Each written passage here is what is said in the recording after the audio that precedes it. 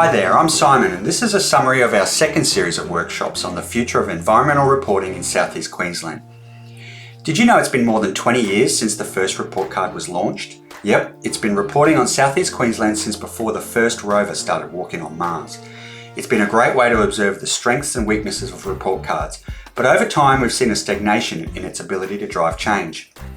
We've realised that it's time for a Copernican-like revolution, like the revolution in the way we think about how the solar system revolves around the sun instead of around the Earth. Our commitment to doing better in South-East Queensland cannot revolve around the report card grades alone. We've realised that there is a galaxy of influencing factors out there that impact us, so we need a new lens to look through. We started by mapping the full system, not just from an environmental perspective, but from social, cultural and economic perspectives as well.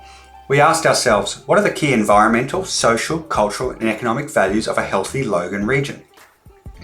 Addressing this question opened up a new and more comprehensive vision that incorporates a broader set of influences.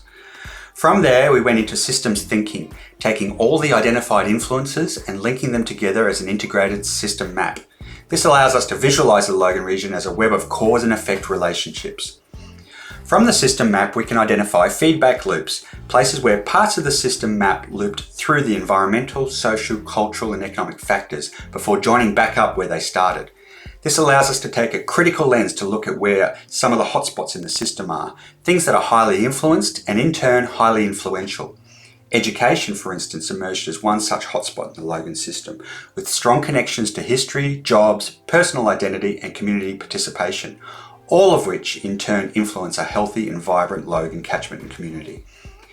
Next off the ranks after these workshops will be the social network analysis, which will help us to understand the relationships, structures and connections between the humans within the system we just mapped out in these workshops.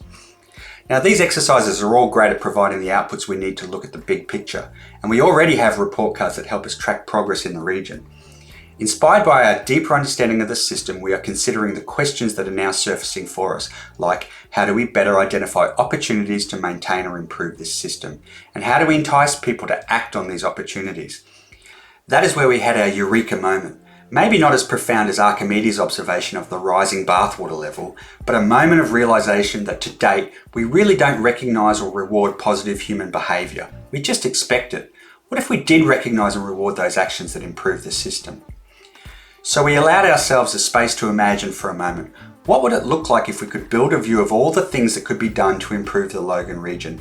A marketplace of opportunities, visible to all with incentives if completed.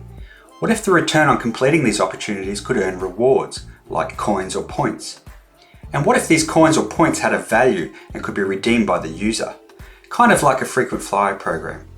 And what if they came with some status? Could this new visibility across the system inspire some healthy competition? Would it drive us to push harder and achieve more? Could it fuel the right behaviours by recognising and rewarding them? Just imagine. So we will continue to explore this brave new concept as we move closer to piloting in our post-Copernican world. Could this small step be the giant leap we need? Stay tuned.